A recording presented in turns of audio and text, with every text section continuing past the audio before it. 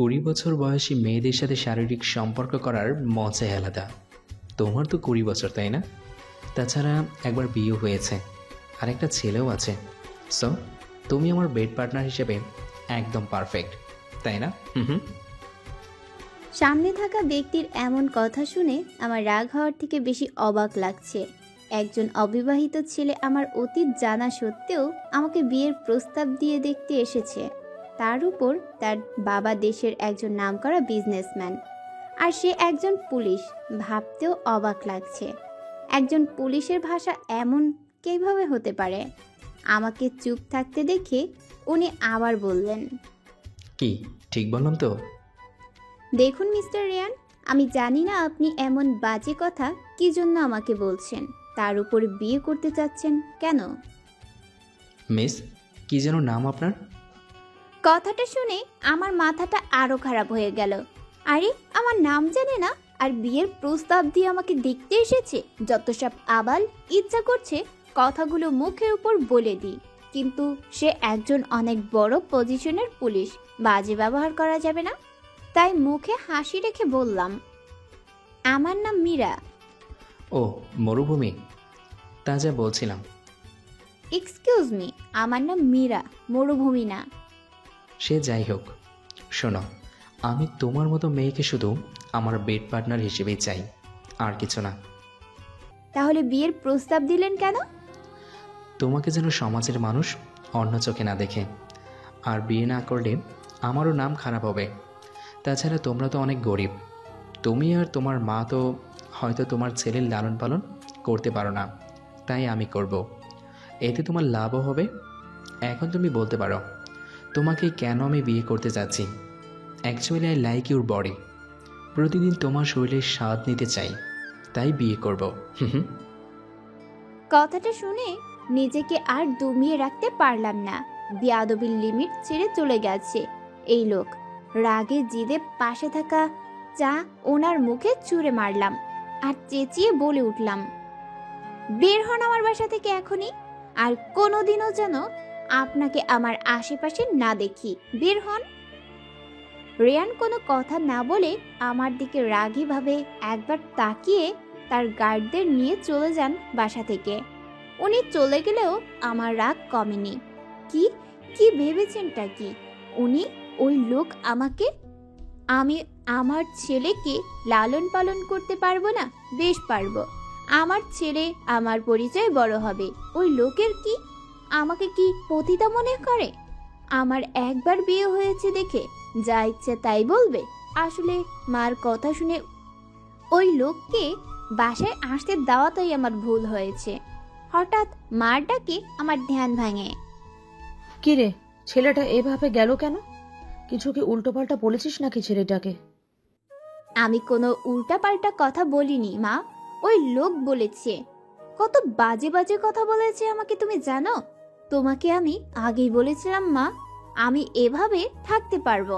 আমার ছেলেকে আমি একা মানুষ করতে পারবো, কাউকে লাগবে না আমার। মা আমার কথা শুনে করুণ চোখে তাকায় আমার দিকে, তারপর আস্তে করে আমার পাশে বসে আমার কাঁধে হাত রেখে আমাকে নরম গলায় বলে, মাফ করে দে মা, আমি আসলে তোকে এত কষ্ট দেখতে পাচ্ছিলাম না, তাই যখন ছেলেটা বিয়ের প্রস্তাব দিল তখন আর মানা করতে পারিনি। আমি ভাবিনি এমন হবে। মাফ করে দে মা। বলতে বলতেই মা কেঁদে দিলেন।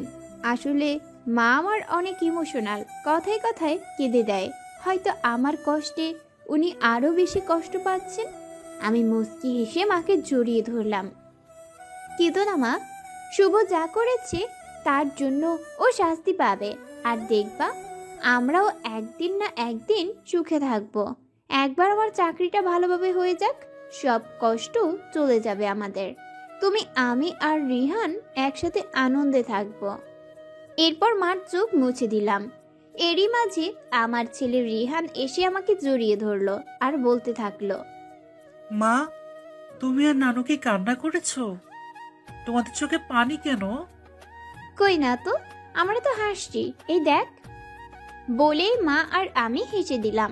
আমাদের হাসি দেখে আমার ছোট্ট ছেলেটাও হেসে দিল। কি মায়া ওর ভেতর! ওর জন্যই তো এত কিছু হওয়া সত্ত্বেও বেঁচে আছি। রিহানের কপালে আদর মাখা একটা চুমু দিয়ে বললাম, চকলেট খাবি? আয়, নানু আমি আর তুই একসাথে চকলেট খাবো আর গল্প করব, ওকে? চকলেট খাবো, গল্প করব। বলেই রিহান খুশিতে নাচতে লাগলো। আসলেই আমার ছেলেটা অনেক দুষ্টু, সারা দিন দুষ্টুমি করবে আর নাচানাচি করবে। একে নিয়েই তো আমার পৃথিবী। এভাবে হাসি আনন্দে কেটে গেল দিনটা।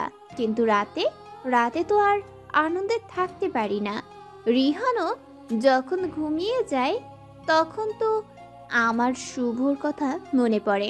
তাছাড়া ওই লোকটা যে আমাকে এতগুলো বাজে কথা বলল, আসলে কি এগুলো হওয়ার কথা ছিল আমার জীবনে?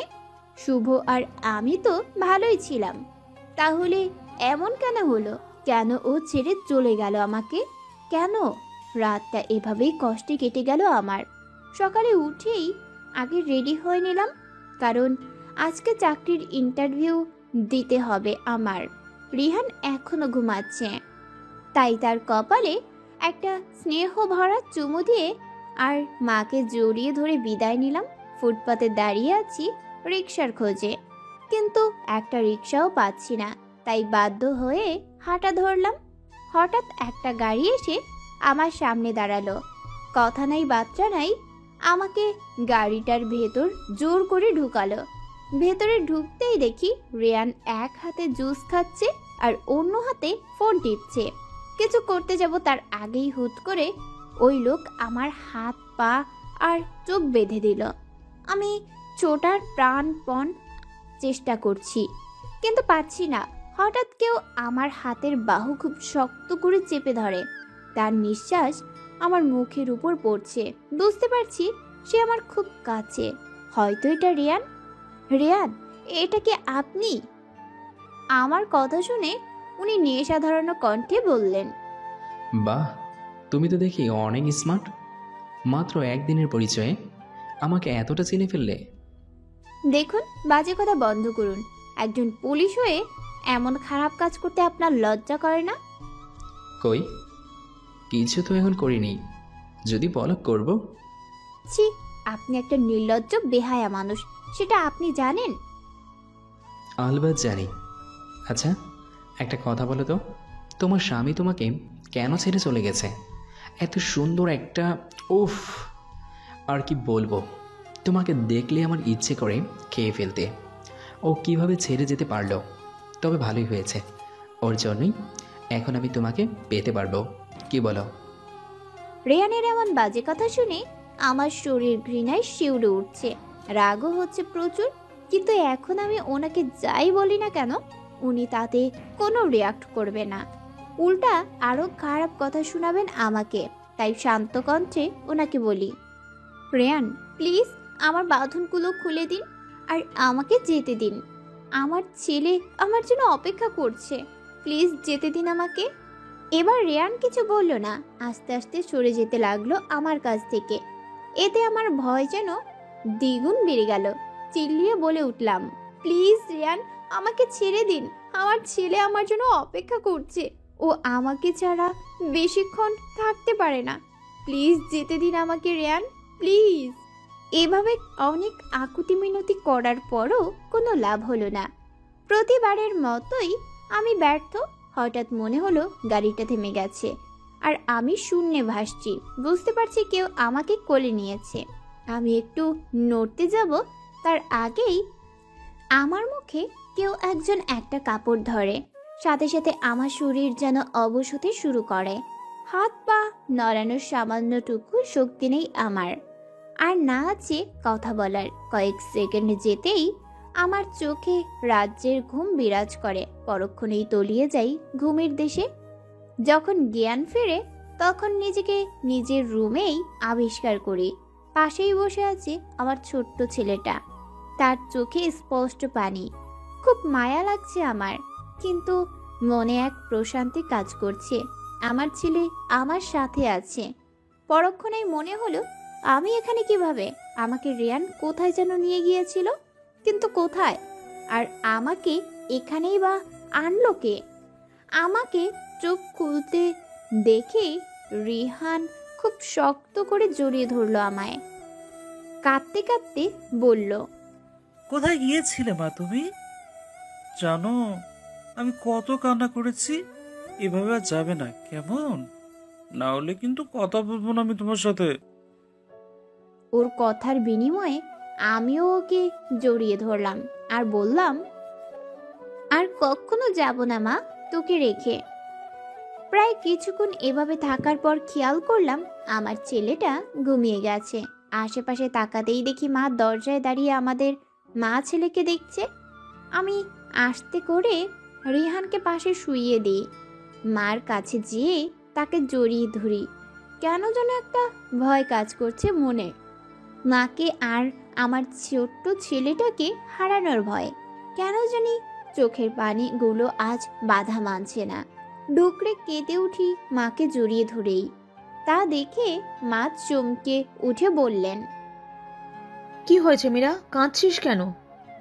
আমি মার কাছে থেকে সরে আসলাম। চোখের পানি মুছতে মুছতে বললাম, কেন জানি না আজকে খুব কষ্ট লাগছে মা, তাই কান্না আটকাতে পারি না।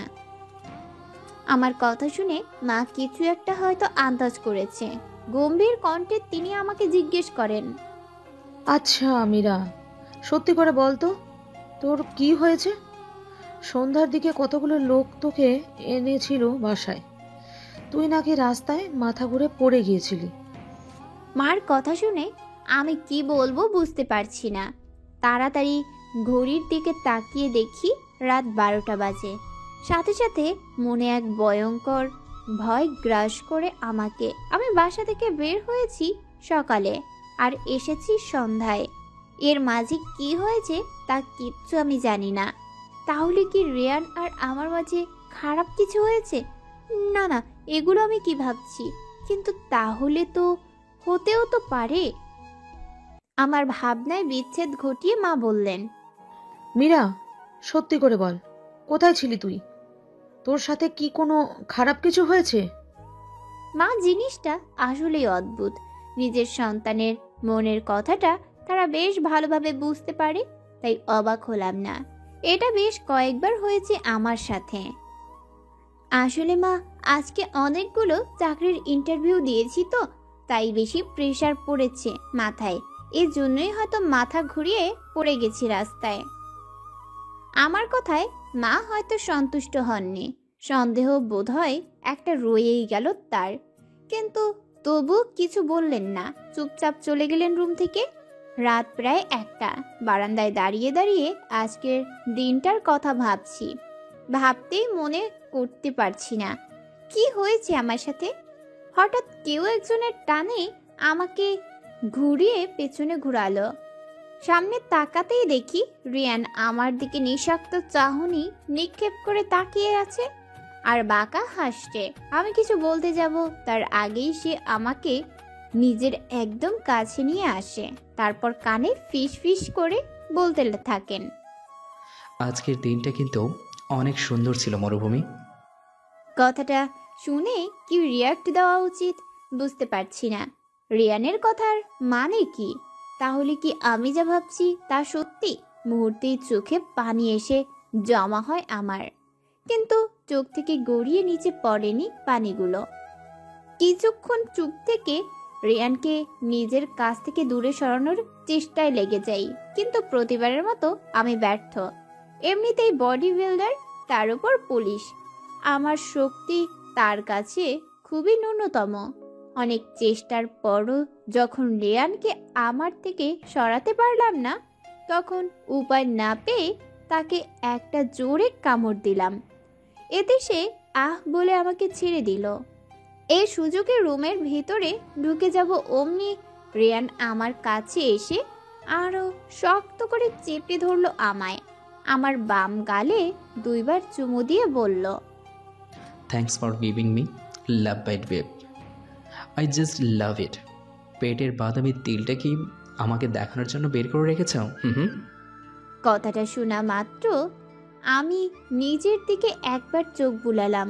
কি সর্বনাশ! আমার শাড়ির পেটের দিকটা থেকে কাপড় সরে গেছে। চাঁদের আলোয় স্পষ্ট পেট দেখা যাচ্ছে আমার।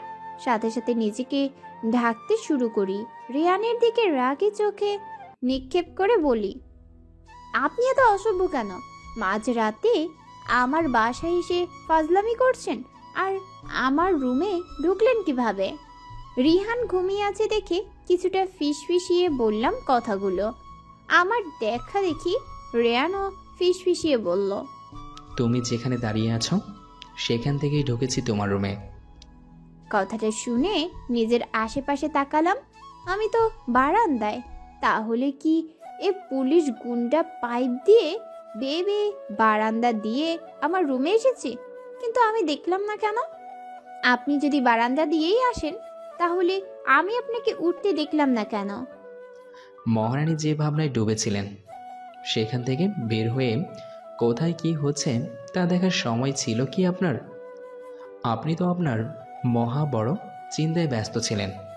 আচ্ছা, কি চিন্তা করছিলে তুমি? নিশ্চয়ই আমাকে নিয়ে। হুম হুম হুম হুম। আমি আপনাকে নিয়ে চিন্তা করব কেন? আমাকে একটা কথা বলুন তো, পুলিশ হয়ে এসব আজে বাজে কাজ করতে আপনার বিবেকে বাঁধছে না? কিভাবে পারেন এগুলো? সকালে একবার উঠিয়ে নিয়ে গেলেন রাস্তা থেকে, কি করছেন না করছেন কিচ্ছু জানি না। এখন আবার মাঝরাতে বারান্দা দিয়ে আমার রুমে ঢুকছেন। আপনিই বলুন, এগুলো কি ধরনের অসভ্যতামি? কেন করছেন এমন আমার সাথে? আমাকে বিয়ে করো, তাহলে এত কিছু সহ্য করতে হবে না তোমায়। জীবনেও না। আপনার মতো একজন খারাপ মানুষকে আমি কখনো বিয়ে করব না। আরে, আমি তো এটাই বুঝতে পারছি না, আপনি আমার মতো একটা বিবাহিতা মেয়ে যার একটা বাচ্চা আছে তাকে বিয়ে করতে চাচ্ছেন কেন? নিশ্চয়ই একটা খারাপ মতলব আছে আপনার। কথাটা বলতে বলতে কেঁদে দিলাম আমি। পারছি না এসব নিতে। এই রেয়ানটার জন্য বারবার অতীতটা তুলে ধরতে হয় আমার। বারবার মনে পড়ে যায় সেই ভয়ঙ্কর অতীতের কথা, শুভর কথা। মেঝেতে বসে কান্না করছি, এতে বিন্দু মাত্র মাথা ব্যথা নেই রিয়ানের। সে এক মনে তাকিয়ে আছে আকাশের দিকে।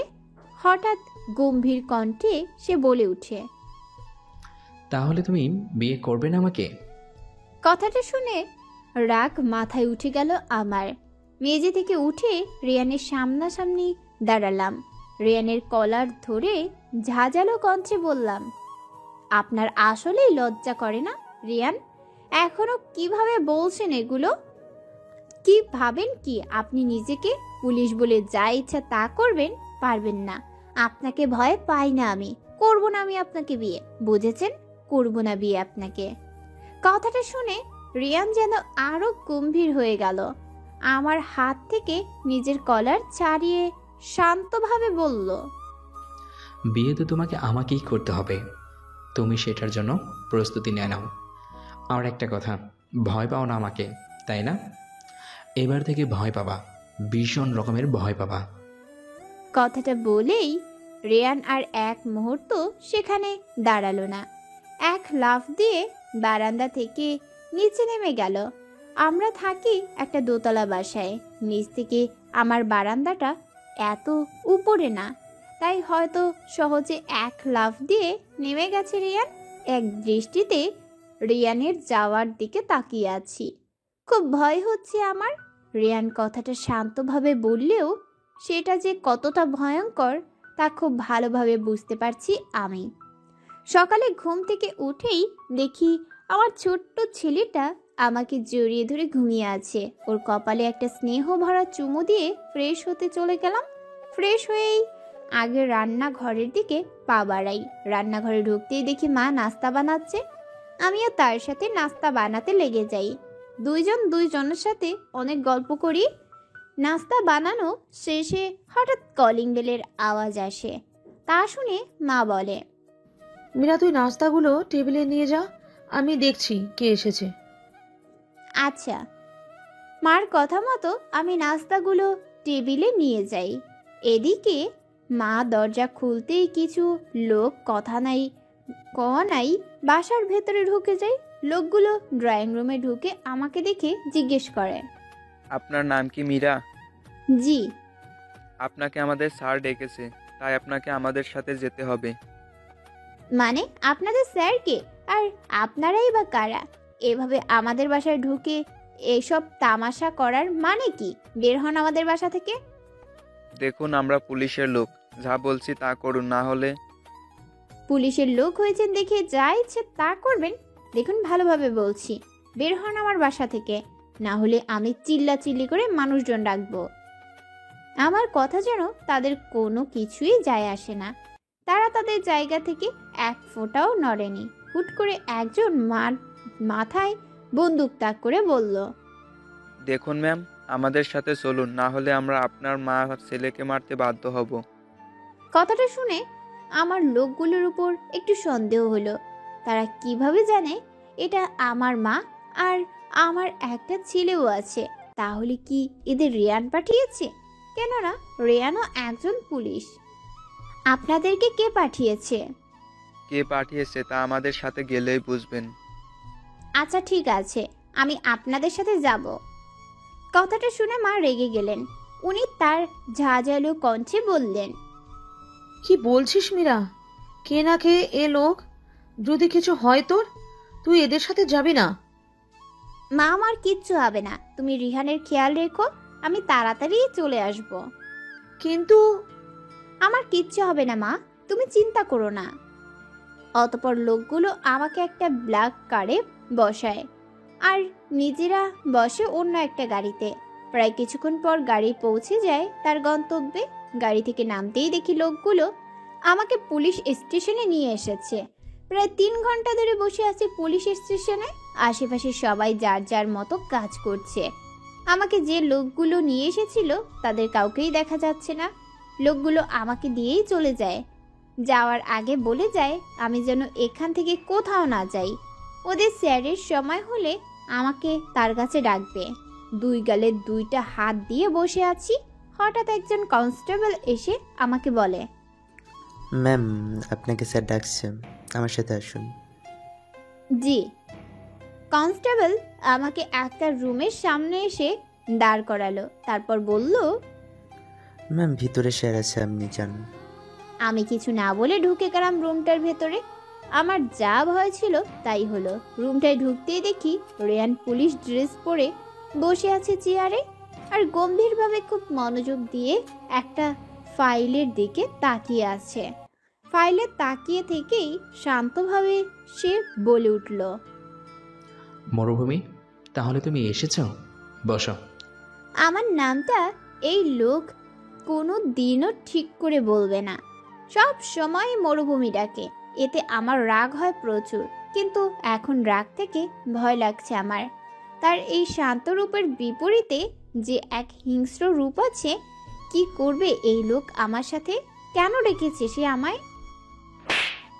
আপনার লজ্জা করে না রেন? একজন পুলিশ হয়ে এমন বাজে কাজ করতে?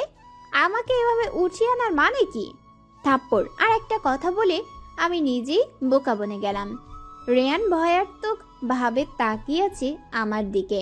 তার চোখ দুটো লাল হয়ে আছে আর মুখ শক্ত করে রেখেছে সে। এমন ভয়ঙ্কর রূপ আমি কখনো দেখিনি। ভয়ে রীতিমতো হাত পা কাঁপছে আমার। থাপ্পড়টা মারা হয়তো উচিত হয়নি আমার। কয়েকটা কথা শুনিয়ে দিলেই তো হতো। থাপ্পড় মারার কি প্রয়োজন ছিল? এখন তো রেয়ান আমার কোনো কথা শুনবে না। যদি সে আরো খারাপ কিছু করে, যদি আমার ছেলেকে আর মাকে, আল্লাহ জানে এ পুলিশ গুন্ডা এখন কি করবে। কোনো মতে কাপা কাপা কণ্ঠে বললাম, দেখুন, এভাবে তাকিয়ে লাভ নেই। দোষ কিন্তু আপনারই। আপনি এত বাজে কাজ কেন করেন? আমার কথা শেষ হওয়ার আগেই রেয়ান আমার হাত দুটো দেয়ালের সাথে খুব শক্ত করে চেপে ধরলেন। দাঁতে দাঁত চেপে বললেন, অনেক সাহস না তোমার? আমাকে থাপ্পড় মেরেছো তুমি, তাই না? এটার ফল ভোগবা তুমি এখন। কথাটা বলেই আমাকে এক টানে নিজের সাথে মিশিয়ে নিল রেয়ান। তারপর খুব রুডলি আমার গালে একটা চুমু দিয়ে বলল, আমার কাছে আসা তোমার পছন্দ না, তাই না? এখন থেকে আমার কাছেই থাকতে হবে তোমার। বলেই আমাকে টানতে টানতে পুলিশ স্টেশনের বাইরে নিয়ে যেতে থাকে। পুলিশ স্টেশনের সব মানুষ তাকিয়ে আছে আমাদের দিকে। খুব অস্বস্তি হচ্ছে আমার। রেয়ান থেকে নিজের হাত সারানোর ব্যর্থ চেষ্টা করছি। প্রতিবারের মতো এবারও ফলাফল শূন্য।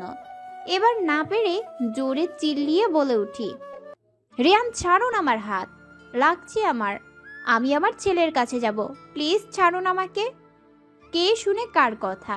রিয়ান নিজের মতো টানতে টানতে আমাকে গাড়ির কাছে নিয়ে যায়। এক ধাক্কায় গাড়ির ভেতরে ঢুকিয়ে নিজেও গাড়িতে উঠে বসে। গাড়িতে ঢুকেই রিয়ান প্রথমে গাড়ি লক করে দেয়। এদিকে আমি গাড়ি খোলার ব্যর্থ চেষ্টা করেই যাচ্ছি, তা দেখে সে বলে উঠে, কোনো লাভ নেই মরুভূমি, গাড়ির লক, চুপচাপ বসে থাকো, না হলে কি করবেন কি আপনি? এত বাজে একটা মানুষ কেমন হতে পারে? আসলে কি জানেন, আপনি মানুষই না, আপনি একটা অমানুষ। ভালোভাবে বলছি, আমাকে আমার ছেলের কাছে যেতে দিন, না হলে কিন্তু আমি। তুমি কি, হ্যাঁ? কিচ্ছু করতে পারবে না তুমি আমার।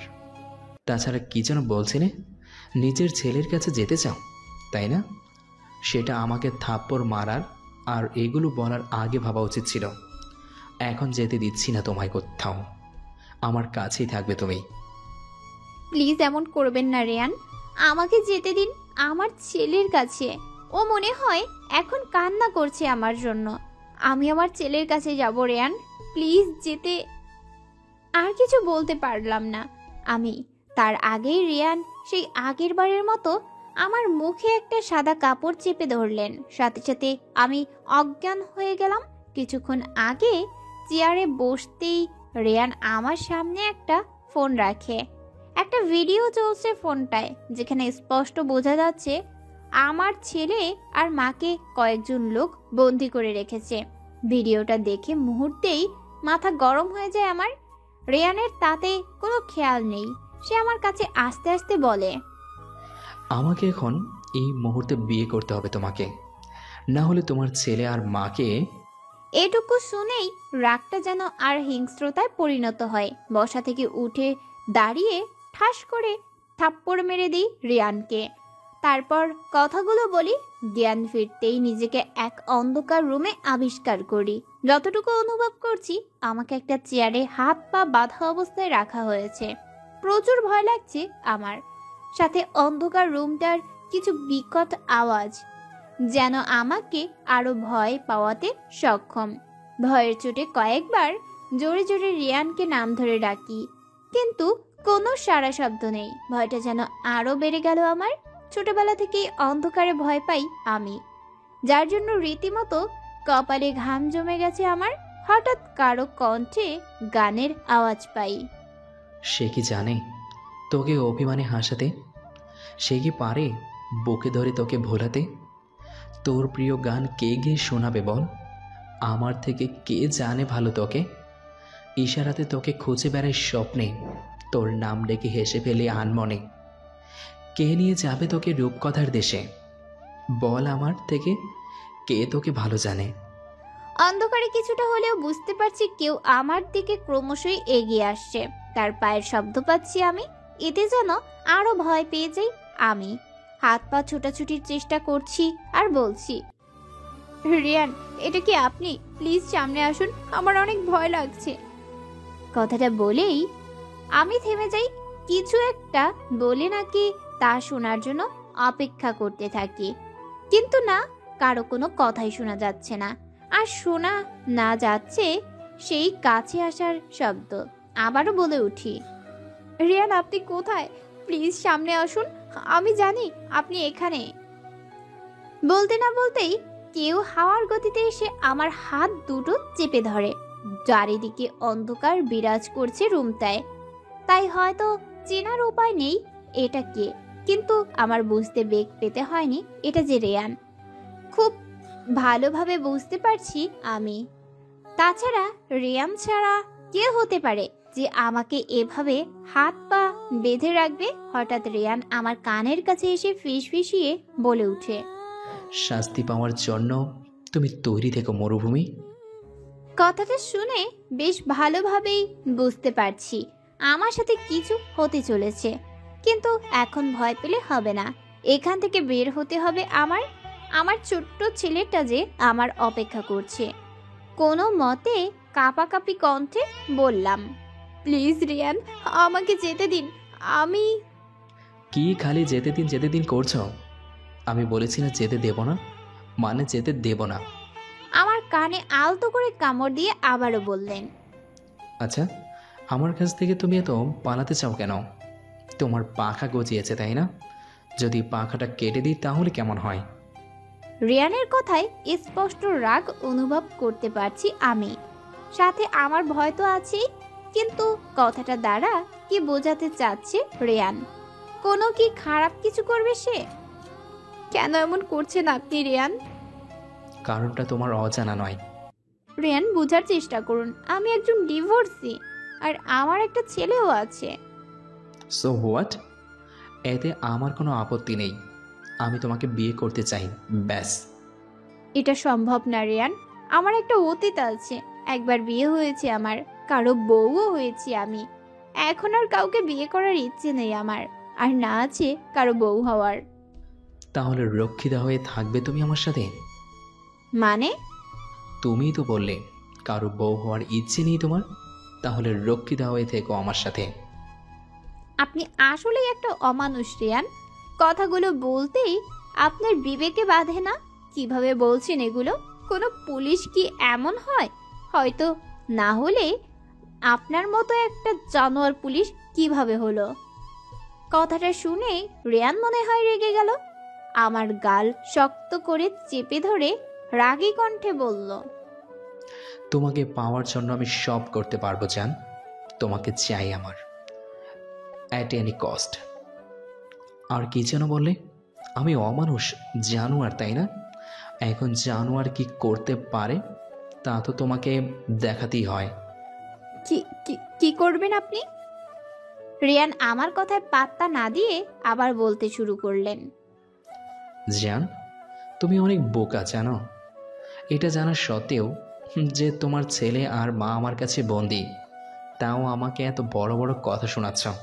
এটার জন্য এখন তোমাকে শাস্তি তো দিতেই হয়, কি বলো? বলতে বলতেই রিয়ান অন্ধকারে মিলিয়ে যায়। আগে রিয়ানের অস্বস্তি অনুভব করতে পারলেও এখন সেটার সিটে ফোটাও নেই। খুব ভয় লাগছে আমার। রিয়ান কি করবে আমার মা আর ছেলের সাথে? ভয়টা ক্রমশই বেড়ে চলেছে। জোরে জোরে চিল্লিয়ে বলে উঠি, প্লিজ রিয়ান, আমার মা আর ছেলেকে কিছু করবেন না। আপনি যা বলবেন আমি তাই করব। প্লিজ ওদের কিছু করবেন না। এভাবে অনেক আকুতি মিনতি করার পরেও কোনো লাভ হলো না। কেউ আসলো না এই অন্ধকার রুমে। সকালে অনেক কষ্টের পর একটু আগেই চোখ লেগে আসে আমার। তখনই কেউ একজন এক জগ পানি আমার মুখে মেলা মারে। সাথে সাথে আঁকতে উঠলাম আমি। সামনে তাকাতেই দেখি রিয়ান প্যান্টের পকেটে এক হাত দিয়ে দাঁড়িয়ে আছে আর বাঁকা হাসছে। রাগে আমার গা জ্বলে যাচ্ছে। কিচ্ছু বলতে যাব তার আগেই রিয়ান আমার কানে ফোন ধরে, যেখানে আমার ছোট্ট ছেলে কান্না করছে আর আমাকে বলছে, মা, কোথায় তুমি? প্লিজ তাড়াতাড়ি আসো আমার কাছে। আমার না তোমাকে ছাড়া ভালো লাগছে না, খুব কষ্ট হচ্ছে। প্লিজ চলে আসো মা। কথাটা শুনে আমার বুক ধক করে ওঠে। চোখ দিয়ে আপনা আপনি পানি পড়ছে। আমার ছেলের সাথে কথা বলতে যাব তার আগেই রিয়ান এক ঝাটকায় ফোনটা কান থেকে সরিয়ে ফেলে। একটু কথাও বলতে পারলাম না আমি আমার ছেলেটার সাথে। একরাশ ঘৃণা নিয়ে রিয়ানের দিকে তাকাই আমি। ভেবেছিলাম রিয়ান হয়তো বাঁকা হাসছে, কিন্তু না, তার মুখে বিরাজ করছে বিরাট বড় গম্ভীরতা। হুট করে রিয়ান আমার সামনে হাঁটু গেড়ে বসে পড়ে। তারপর এক এক করে আমার হাত পায়ের বাঁধন খুলতে শুরু করে। গম্ভীর কণ্ঠে বলে, আমাকে যতটা খারাপ ভাবো ততটা খারাপ আমি নই, কিন্তু এত ভালোও নই। এখন যেমন ভালো তেমন খারাপও হতেও আমার বেশি সময় লাগবে না। আর রইল বিয়ের কথা, সেটা আমি তোমাকেই করব, তোমার ইচ্ছায় কিংবা তোমার অনিচ্ছায়। বউ তো তুমিই আমার হবে। আর যদি বউ হতে না চাও, রক্ষিতা হিসেবে রাখবো তোমায়। ভালোই আমি যখন বলবো তখন বিয়ে করবে আমাকে, না হলে আমার থেকে খারাপ কেউই হবে না। বলেই উঠে রিয়ান দাঁড়ায়।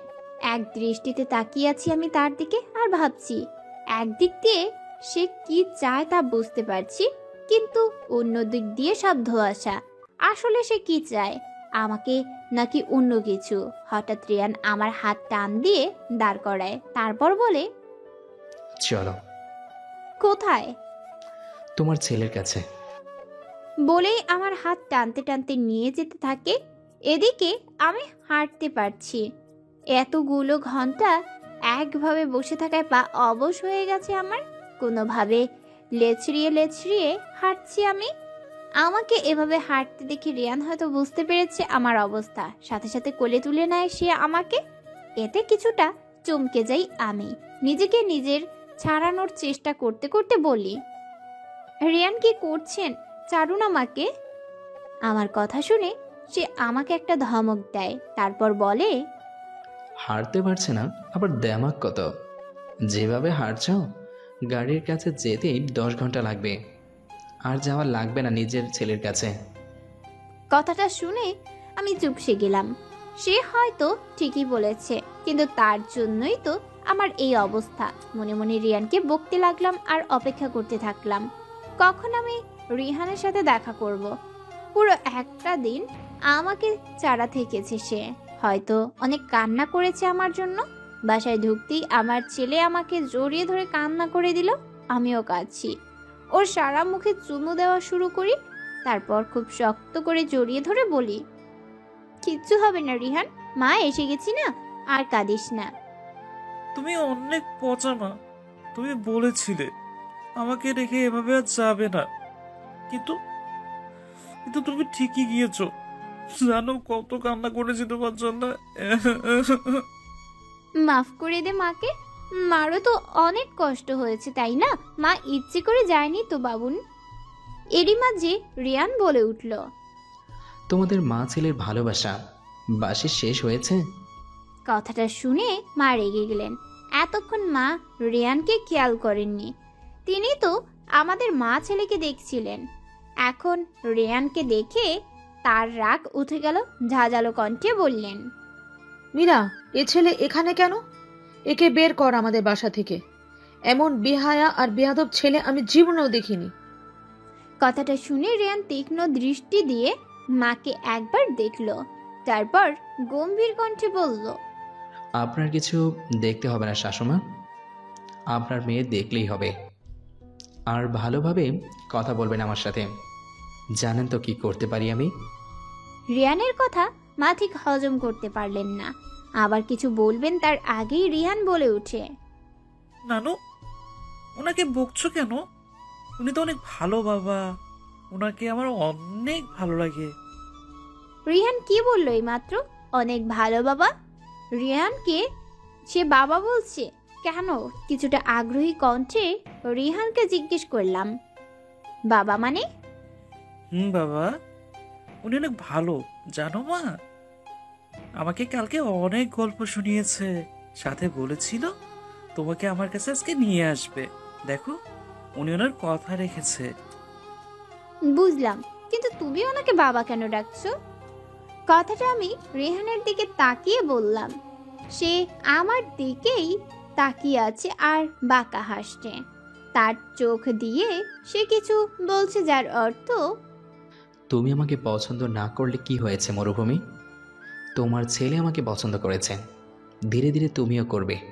তার চোখের ভাষা বুঝতে পারলেও না বোঝার ভান করে রিহানের দিকে তাকালাম উত্তরের আশায়। সাথে সাথে সেও বলল, মা, বাবা আমাকে বলেছিল যদি উনি তোমাকে আমার কাছে সকালের মধ্যে এনে দেয়, তাহলে ওনাকে বাবা ডাকতে হবে। উনি তো ওনার কথা রেখেছেন, তাই না? তাছাড়া আমি বাবাকে প্রমিসও করে দিয়েছিলাম। আর তুমিও তো বলো প্রমিস ভাঙতে হয় না, তাই আমিও ওনাকে বাবা ডাকছি। আর ভালোই হলো না মা, আমার একটা বাবাও হয়েছে। কথাটা শুনে কি বলবো বুঝতে পারছি না। আমার 4 বছরের বাচ্চাটা কি বা বোঝে? তার যেটা ভালো মনে হয়েছে সে সেটাই করেছে। তাকে কিছু কি বলা উচিত আমার? হয়তো না, তার তো কোনো দোষ নেই। হঠাৎ রিয়ানের কণ্ঠ শুনতে পাই, সে নিজের হাতের ঘড়ি দেখতে দেখতে বলে, তোমাদের হয়েছে? আমার কাজ আছে অনেক, জানি না কেন রেয়ানের কথাটা শুনে রেগে যাই। রাগী কণ্ঠে তাকে বলি, তো আপনার দেরি হলে আমরা কি করব? কথাটা বলতে না বলতেই সে আমার দিকে তীক্ষ্ণ দৃষ্টিতে তাকায়, পরক্ষণে বলে ওঠে, আমার ক্ষুধা লাগছে। তো আমি কি করব? যাও, আমার জন্য বিরিয়ানি বানাও, আমি খাবো। ওনার কথা আর কথা বলার ভঙ্গি দেখে আমি অবাক, সাথে বিরক্ত। ক্ষুধা লাগছে তো বাইরে গিয়ে খাবে না? আমাকে বলার কি আছে? তার উপর শখ কত, আমি তার জন্য বিরিয়ানি বানাবো। খেয়ে দিয়ে কি আর কাজ নেই আমার? রাগে মাথা ফেটে যাচ্ছে। কোনো মতে ক্যাবলা হাসি দিয়ে বললাম, কচুর ডাল খাবেন? মরুভূমি, তুমি তো দেখি বয়রাও। মানে? মানে আমি তোমাকে বিরিয়ানি বানাতে বলেছি, কচুর ডাল না। বাই দ্য ওয়ে, এই কচুর ডাল কি? এটা আমাদের স্পেশাল ডিশ, খাস কুত্তাদের জন্য তৈরি। কথাটা শুনে রিয়ান আমার দিকে তাকিয়ে আছে চোখ রাঙিয়ে। রাগী কণ্ঠে বলে ওঠে, অনেকবার বেড়েছো তুমি, তাই না? কালকে কি করেছি মনে আছে তো? ভালো ব্যবহার করেছি দেখে ভেবো না মাথার উপর উঠিয়ে রাখবো।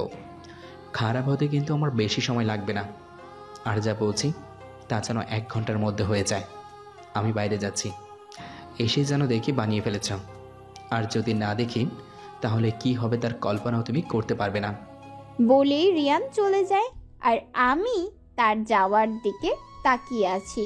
আচ্ছা, মানুষটা এমন কেন? এই ভালো তো এই খারাপ, অনেক রহস্য ভরা এই মানুষটার ভেতর। আ খাইয়ে দাও আমাকে। মানে? মানে বুঝো না? বিরিয়ানি খাইয়ে দাও আমাকে। কেন? আপনার নিজের হাত নেই? ওইটা দিয়ে খান না, আমাকে বলছেন কেন? আমি বলছি তোমাকে খাইয়ে দিতে। পারবো না। কি বললা? আবার বলো তো। ওনার কথা শুনে ওনার দিকে তাকালাম, সাথে সাথে কয়েকটা ঢোক গিলে ফেললাম। কি ভয়ঙ্করভাবে তাকিয়ে আছেন তিনি আমার দিকে। ভয়ে রীতিমতো হাত পা কাঁপছে আমার। কোনো মতে কাঁপা কাঁপা কণ্ঠে বললাম, ইয়ে মানে বলছিলাম কি, রিহান আছে এখানে, আমি কিভাবে করব আপনিই বলুন। বলেই কিছুটা হাসার চেষ্টা করলাম। ভেবেছিলাম কাজ হবে, কিন্তু হলো না। বলে না, যা হবার তা শত চেষ্টা করার পরেও আটকানো যায় না। আমার সাথে ঠিক তেমনই হলো। আমার কথা শুনে রিহানার দিকে তাকালো, একটা মিষ্টি হাসি দিয়ে তাকে জিজ্ঞেস করলো, রিহান, তোমার মা যদি আমাকে আর তোমাকে খাইয়ে দেয় তাহলে কেমন হয়? রিয়ানের কথা শুনে রিহান কি বুঝলো জানি না, কিন্তু সেও রিয়ানের সাথে তাল মিলিয়ে একটা ক্যাবলা হাসি দিয়ে বলল, মা, ভালোই হবে। বাবা আর আমি একসাথে তোমার হাতে খাবো। খাইয়ে দাও না প্লিজ, প্লিজ মা। আমি কি করব বুঝতে পারছি না। একবার রিয়ানের দিকে তাকাচ্ছি তো একবার রিহানের দিকে।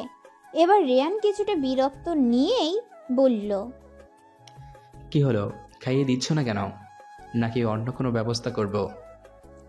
রিয়ানের কথা শুনে আমি কিছুক্ষণ চুপ থাকলাম। অতঃপর খাইয়ে দেওয়া শুরু করলাম রিয়ান আর রিহানকে। প্রথমে রিহানকে খাইয়ে দিলাম, তারপর রিয়ানকে। রিয়ানকে খাইয়ে দিতে খুব অস্বস্তি হচ্ছে আমার। তাছাড়া রিয়ান বারবার আমার হাতে কামড় দিচ্ছে। এবার তো খুব জোরেই কামড়টা দেয়। সাথে সাথে আমি আহ বলে উঠি। রিয়ান একটা বাঁকা হাসি দিয়ে নজর নিজের নখ দেখতে দেখতে বলে, কি হয়েছে মরুভূমি? কোথাও কি ব্যথা পেয়েছো? তার কথা শুনে ইচ্ছে করছে হাতের পাশে থাকা প্লেটটা দিয়ে তার মাথায় জোরে একটা বাড়ি দিই, কিন্তু না, আমি নিরুপায়। এটা যদি করি তাহলে পরে কি না কি করবে আমার সাথে বলা তো যায় না। সে যদি পুলিশ হতো তাহলে মারা যেত, কিন্তু সে তো আস্ত একটা গুন্ডা পুলিশ। প্রায় 1 ঘন্টা পর রেয়ান আর রিহানকে খাওয়ানো শেষ করে আমার শেষ হয়। আমি বুঝতে পারছি না রিহানও কি রেহানের সাথে তাল মিলে গেছে নাকি। আজকে দুজনেই একাধারে খাবার খাচ্ছে, যেই খাচ্ছেই পেট যেন তাদের ভরছেই না। অবশেষে 1 ঘন্টা পর তাদের পেট মনে হয় একটু হলেও ভরেছে। আর আমি মুক্তি পেয়েছি। খাওয়ানো শেষ হতেই রিহানকে নিয়ে ড্রয়িং রুমে চলে যায় টিভি দেখার উদ্দেশ্যে। আর আমি মার জন্য খাবার বাড়ছি। রিয়ান আসার পর থেকে মা একবারের জন্য রুম থেকে বের হননি। তার নাকি রিয়ানকে ভালো লাগে না। খাবার খাওয়ার জন্য যখন মাকে ডাকতে গিয়েছিলাম, তখন মা সাফ সাফ মানা করে দেন যে তিনি রিয়ানের সাথে এক টেবিলে বসে খাবার খাবেন না। যদি খান তাহলে নিজের রুমে খাবেন। তাই আমিও খাবার নিয়ে যাচ্ছি তার রুমে, সাথে আমার খাবারটাও। মা আর আমি একসাথেই খাবো। মার রুমে ঢুকতেই দেখি মা বসে আছেন বিছানায়। আমিও মার পাশে গিয়ে বসি। তারপর মাকে বলি, মা নাও, খাবার এনেছি, এখন তো খাও প্লিজ। দেখো, খাবারের সাথে রাগ করে থাকা ভালো না। আমি খাবো না। প্লিজ মা, জিদ করো না। দেখো, আমিও খাইনি খাবার, তোমার সাথে খাবো ভেবেছিলাম। এখন যদি তুমি না খাও তাহলে আমিও খাবো না। আমার কথাটা শুনে মা খাবারের প্লেটটা নিতে নিতে বললে, তুই যা করেছিস তা কি ঠিক মীরা? কি করেছি আমি? এই যে ওই ছেলেটার সব কথা শুনেছিস, আবার বাসায়ও আসতে দিচ্ছিস কেন? প্রতিবাদ করছিস না ওই ছেলেটার, আবার আমাকেও করতে দিচ্ছিস না। আমি নিরুপায় মা, তুমি তো জানো না রিয়ান ঠিক কেমন। এমনকি আমিও জানি না, ও যা চায় তা আদায় করেই নেয়। এতদিনে ঠিক বুঝে গেছি ওকে। আমরা কিছু করতে পারবো না ওর। কেন পারবো না? ও পুলিশ বলেই যা ইচ্ছে তাই করবে নাকি? এটাই তো ব্যাপার মা, ও শুধু পুলিশ না, ও বাংলাদেশের টপ বিজনেসম্যানদের একজনের ছেলে। আমরা চাইলেও কিছু করতে পারবো না। পরে যদি কিছু বলি তাহলে হয়তো আমাদেরই ক্ষতি হবে। তাছাড়া তুমি দেখেছো রিহানের সাথে কত ভালো ভাব হয়েছে। ও যদি রিহানের কিছু করে, আমি চাই না আমার কোনো ভুল সিদ্ধান্তের জন্য রিহানের কিছু হোক। ও যদি তোকে বিয়ে করতে বলে তাহলে করবি? কি হলো বল? না। তাহলে? মা প্লিজ, এ ব্যাপারে আমাকে কিছু বলো না। এত প্রেশার নিতে পারছি না আমি। কথাটা শুনে মা চুপ হয়ে গেলেন। হয়তো ভাবছেন আসলেই আমি এত প্রেশার নিতে পারবো না। চুপচাপ খেয়ে নিলাম দুজনেই। খাওয়া শেষে সব ঠিকঠাক করে ড্রয়িং রুমের দিকে পা বাড়ালাম। ড্রয়িং রুমে যেতেই আমি অবাক, রিয়ান আর রিহান সেই লেভেলের দুষ্টুমি করছে। আজ প্রথম মানুষটাকে হাসতে দেখলাম। খুব প্রাণবন্তভাবে হাসছে সে। সাথে আমার ছেলেটাও খুব তাড়াতাড়ি আপন করে নিয়েছে সে রিয়ানকে। আমি তাদের মাঝে উপস্থিত হতেই রিয়ান হাসি বন্ধ করে দেয়, আমাকে বসতে বলে, রিহানকে বলে, রিহান, তুমি তোমার নানুর কাছে যাও তো। আমি আর তোমার মা একটা জরুরি কথা বলবো। আচ্ছা বাবা। বলেই রিহান দৌড় দিয়ে মার কোলে চলে যায়। রিহান যেতেই রিয়ান ঠিক হয়ে বসে, শান্ত কণ্ঠে আমাকে জিজ্ঞেস করে, রিহান বলছিল ওর নাকি 4 বছর। হুম। তাহলে তোমার কি 15 থেকে 16 বছর বিয়ে হয়েছিল? কথাটা শুনে আমি রিয়ানের দিকে তাকালাম। সে আমার দিকে তীক্ষ্ণ দৃষ্টিতে তাকিয়ে আছে, হয়তো উত্তরের আশায়। আমি তার দিকে একবার তাকিয়ে আবার মাথা নিচু করে ফেলি। আমাকে কিছু বলতে না দেখে সে আবার বলল, আমি তোমাকে কিছু জিজ্ঞেস করেছি, উত্তরটা কি দেওয়া যায় না? হুম। তাহলে বলো, তোমার কি 15 থেকে 16 বছর বিয়ে হয়েছিল? হুম। কেন? সে এবার কৌতূহল নিয়ে আমার দিকে ফিরে বসলো। সাথে আছে তার সেই তীক্ষ্ণ দৃষ্টি। আমি মাথা নিচু করেই বলতে লাগলাম, আমি অনেক গরিব ঘরের মেয়ে। বাবার টাকার জন্য আমাকে একটা বড়লোক ছেলের সাথে বিয়ে দিয়ে দিয়েছিলেন। আমার কথা শেষ হতেই রিয়ান সোফার সাথে হেলান দিয়ে আয়েশ করে বসে। তারপর বলে, এবার বুঝলাম তোমার মতো একটা মেয়ে ডিভোর্সি কেন। হয়তো তোমার যার সাথে বিয়ে হয়েছে সে বড় ছিল, তোমাকে অনেক মারতো, আর তার নারীর নেশা ছিল। কয়েকদিন যাওয়ার পরও তোমাকে ভালো লাগছিল না তার, তাই তোমাকে ছেড়ে চলে গেছে। তাই না? কথাটা শুনে আমি রেয়ানের দিকে রাগী দৃষ্টিতে তাকিয়ে বললাম, জীবনেও না। আমার যার সাথে বিয়ে হয়েছে তার ঠিক বয়সই ছিল, আর সে অনেক ভালো ছিল। তাহলে তুমি কিছু বলছো না মানে? আমি যা ভাবছি ওটাই সত্যি। তাছাড়া অন্য কোনো কারণ তো দেখছি না আমি। তোমার এক্স হাজব্যান্ড নিশ্চয়ই খারাপই ছিল। ওনার কথাগুলো শুনে রাগ হচ্ছে আমার, প্রচুর রাগ। রাগ সামলাতে না পেরে জোরে জোরে চিল্লিয়ে বললাম, আমার শুভ অনেক ভালো, বুঝেছেন? অনেক ভালো। ও আমাকে অনেক ভালোবাসতো। কথাটা বলতে গিয়ে দুফোঁটা চোখের পানি গড়িয়ে পড়ে আমার চোখ থেকে। রেয়ান কিছু বলতে যাবে তখনই তার একটা ফোন আসে। স্ক্রিনে থাকা নামটা দেখেই সে কিছু না বলে বের হয়ে যায় বাসা থেকে। আর আমি সেখানেই বসে আছি। আসলেই কেন শুভ আমাকে রেখে গিয়েছিল, কারণটা যে এখনো আমার অজানা। সকালে কিছু একটা প্রয়োজনীয় জিনিস কিনতে বাজারে যাচ্ছি আমি। রাস্তায় অনেকক্ষণ দাঁড়িয়ে আছি রিকশার অপেক্ষায়, কিন্তু কোনো রিকশা পাচ্ছি না। বাধ্য হয়ে ফুটপাত দিয়ে হাঁটছি। হঠাৎ মনে হয় আমার পাশে একটা গাড়ি আছে, আর সেটা আমার সাথে সাথেই এগুচ্ছে। পাশে তাকাতেই দেখি রিয়ান, সে গাড়ি চালাচ্ছে। ঠিক চালাচ্ছে না, আমি যেভাবে হাঁটছি সে ঠিক সেইভাবেই গাড়িটা আগাচ্ছে আমার দিকে। আমাকে তার দিকে ফিরতে দেখে একটা মুচকি হাসি দিয়ে বলে, হাই মরুভূমি। কথাটা শুনেও না শোনার ভান করে হাঁটতে থাকি। তার সাথে কথা বলার বিন্দুমাত্র ইচ্ছে নেই আমার। কিভাবে কি সে আমাকে, আমার কি কষ্ট হয় না? রাগ নেই আমার মাঝে? কাল যা হলো তার জন্য খুব রেগে আছি আমি তার উপর। আজ যাই করুক না কেন কথা বলবো না আমি তার সাথে। এদিকে রেয়ান বকবক করেই যাচ্ছে, কিন্তু তাতে বিন্দু মাত্র পাত্তা দিচ্ছি না আমি।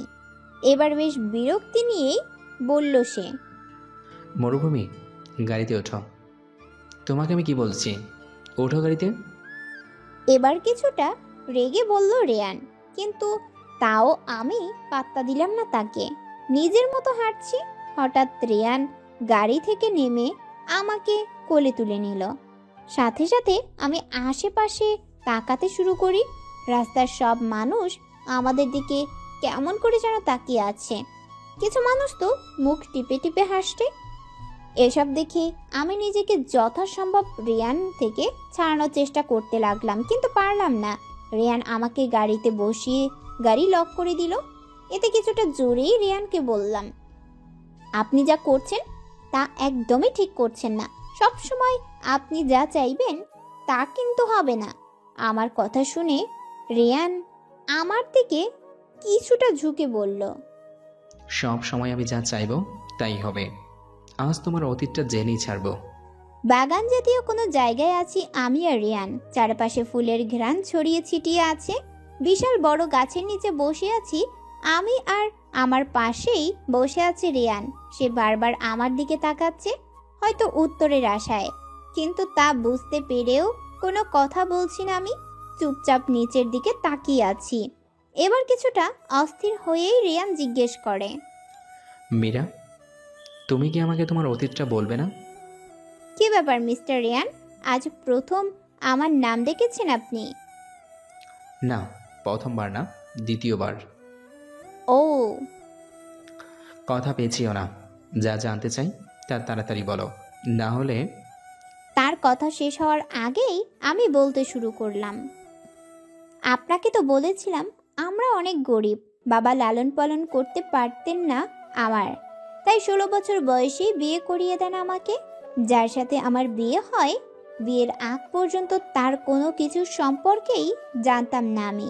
শুধু শুনেছিলাম সে অনেক বড় লোক, আমাকে অনেক সুখে রাখবে। আমিও মেনে নিলাম। এছাড়া যে কোনো উপায় ছিল না আমার। না খেয়ে থাকার থেকে তো বিয়ে করে ফেলাটাই উত্তম মনে করেছিলাম। যা কিছুই হোক না কেন, দুমুঠো ভাত তো খেতে পারবো। আপনি কালকে একটা কথা বলেছিলেন, হয়তো আমার স্বামী বুড়ো হবে অথবা তার নারীর নেশা আছে। বিয়ের আগে আমার সেটাই মনে হয়েছিল, না হলে আমার মতো একটা গরিব মেয়েকে একজন বড়লোক ছেলে বিয়ে করবে কেন? কিন্তু আমি ভুল ছিলাম। বিয়ের রাতে যখন তাকে দেখলাম তখন আমি পুরো অবাক। একজন সুপুরুষ আমার সামনে বসেছিল। সত্যি বলতে এত সুন্দর পুরুষ আমি কখনো দেখিনি। তখনই তার প্রেমে পড়ে গিয়েছিলাম আমি। সেই রাতে অনেক কথা বলি তার সাথে আমি। কথায় কথায় জানতে পারি তার নাম শুভ। সে নাকি আমাকে একটা পার্কে দেখেছিল, তখনই আমাকে পছন্দ হয় তার। আর আমার বাবার কাছে বিয়ের প্রস্তাব দেন। উনি অনেক ভালো ছিলেন, আমার অনেক খেয়াল রাখতেন। শুভর পরিবার বলতে আমি আর তার ছোট বোন রিহাই, এছাড়া আর কেউই ছিল না। ছোটবেলায় তার বাবা মা মারা যান, আত্মীয় স্বজনরাও সব দেশের বাইরে থাকেন। শুভ চেয়েছিলেন আমি যেন কলেজে ভর্তি হইও, কিন্তু কিছুদিন পরেই জানতে পারি আমি প্রেগনেন্ট। জানেন, যেদিন ওনাকে এ কথাটা বলি তখন তিনি অনেক কেঁদেছিলেন। এই জন্য না যে আমাদের বেবি হবে, কেঁদেছিলেন কারণ আমার বয়স কম। এত কম বয়সে আমার বেবি হবে কিভাবে? আমি কিভাবে পড়ালেখা করব? অনেকবার চেয়েছিলেন বেবিটা নষ্ট করে ফেলতে। আমি একটু বড় হই তখন বেবি নেবেন, কিন্তু আমি মানা করি। কেন যেন মনে হচ্ছিল বেবিটা আমার প্রয়োজন। দেখুন না, আসলেই ও আমার প্রয়োজন। এখন তো ওকে আমার লাগে, তাই না? ওকে ছাড়া যে আমি বাঁচতে পারবো না। যখন রিহান হয় তখন শুভর চেহারা দেখার মতো ছিল। অনেক খুশি ছিলেন তিনি। ভেবেছিলাম রিহান হওয়ার পর আমি আর পড়ালেখা করতে পারবো না। কিন্তু জানেন, শুভ আমাকে পড়ালেখা করতে দিয়েছিল। সারাটা দিন আমার সেবা করত। বলতে গেলে আমার থেকে রিহানকে সেই বেশি দেখাশোনা করত। তার সাথে থেকে আমার পরিবারকেও আগলে রেখেছিল। বাবাকে একটা চাকরি দেন। আমরা এখন যে বাসায় আছি ওটাও শুভ বানিয়ে দিয়েছিল বাবাকে। বেশ ভালোই চলছিল আমাদের। কিন্তু কথাটা বলেই একটু থেমে যাই, কয়েকটা জোরে জোরে শ্বাস নিয়ে আবার বলতে শুরু করে। তখন আমি ইন্টার পরীক্ষা দিয়ে মাত্র অনার্সে উঠেছিলাম। বেশ ভালোই কাটছিল আমাদের সংসার, আনন্দের শেষ ছিল না। কিন্তু হঠাৎ একদিন শুভর একটা জরুরি কাজ পড়ে যায়। তাকে ইমার্জেন্সি আমেরিকা যেতে হবে। সবার কাছ থেকে বিদায় নিয়ে সে ওই দিন রাতে চলে যায় আমেরিকা। আমার স্পষ্ট মনে আছে, যাওয়ার আগে সে বলেছিল আমেরিকা থেকে খুব জলদি চলে আসবে আমাদের কাছে। কিন্তু সে আসেনি, জানেন?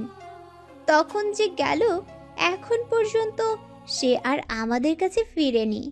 আমার দোষ কি ছিল আমি জানি না, তবে ও আমেরিকা যাওয়ার 20 দিন পর আমার কাছে একটা চিঠি আসে। সেখানে লেখা ছিল আমি যেন আমার বাবার বাড়ি চলে যাই। ও নাকি চায় না আমি ওর বাড়িতে থাকি। শুভর বোনকেও নাকি বলেছে যেন আমার বাসায় না থাকতে পারি। আমাকে যেন ঘাড় ধাক্কা দিয়ে বের করে দেওয়া হয় ওদের বাড়ি থেকে। তেমনটাই হয়, তবে এতটুকুতেই সীমাবদ্ধ ছিল না। আমার বাবা যে ওদের কোম্পানিতে চাকরি করত, সেখান থেকে তাকে ঘাড় ধাক্কা দিয়ে বের করে দেওয়া হয়। বাবা অনেক বুড়ো ছিলেন, এত কিছু একসাথে নিতে পারেনি, তাই হয়তো অসুস্থ হয়ে যান। কথাগুলো বলতে গিয়ে কথা বারবার আটকে যাচ্ছিল আমার, তবুও নিজেকে সামলে নিলাম। তারপর আবার বলতে লাগলাম। এর 1 মাস পর আমাদের বাসায় ডিভোর্স লেটার আসে, সাথে 6 লাখ টাকাও। এসব দেখে বাবা আর মা দুজনেই আবারও অসুস্থ হয়ে যান। ভাগ্যক্রমে মা তেমন কোনো বড় অসুখ হয়নি, কিন্তু বাবার অবস্থা ভালো ছিল না। এই 6 লাখ টাকার 5 লাখ টাকাই বাবার চিকিৎসা করতে চলে যায়, কিন্তু তবুও বাবা সুস্থ হন না। চলে যান আমাদের ছেড়ে, এই দুনিয়া ছেড়ে। এরপর থেকে শুরু হয় লোকেদের কথা। তারা কি বলতো জানেন? আমি নাকি এটারই যোগ্য ছিলাম, সুখ জিনিসটা আমার কপালে নেই। আমি নাকি আমার স্বামীকে আগলে রাখতে পারিনি।